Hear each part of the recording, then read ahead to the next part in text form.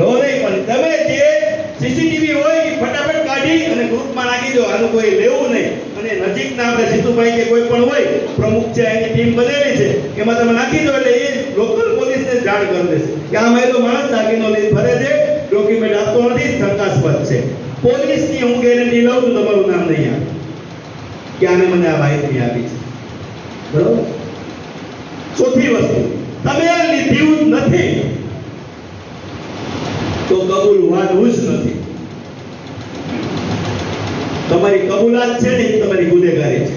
તમે લીધું જ નથી તો બિંદાસ સાચું સાહેબની સામે બેસી તમે બેસી જાઓ. તમારે જીગર રાખો કે ભાઈ મેં લીધું નથી, આ ચોર ફસાવે છે.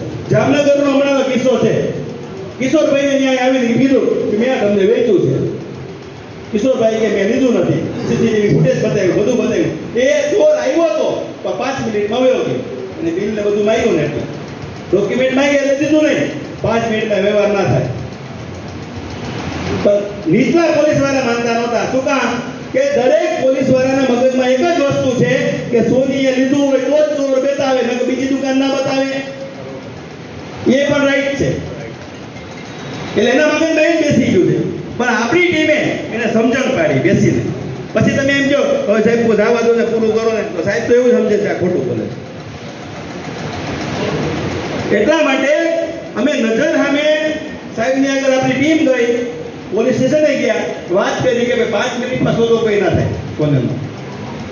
આ જોઈ દાગીનો આપી દીધો છે, બહાર નીકળે છે, સીસીટીવી જોઈ શકો. સાહેબે જોયું, વેરીફાઈ કર્યું. રાત્રે ઢીંગલી પહેરાવી. ઢીંગલીમાં તમને ખ્યાલ હશે, બેટરીનો શોટ આપે.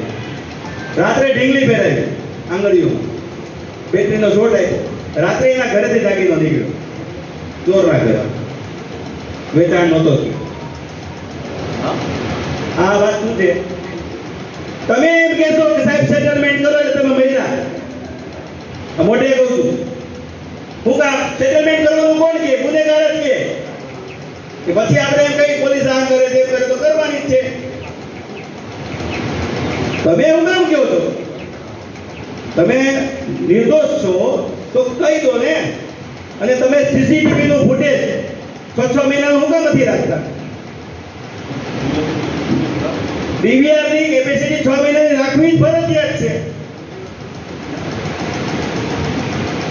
હમણાં મહેન્દ્રભાઈ રિનોવેશન કર્યું એટલે કે કેમેરા આપણા સરસ છે,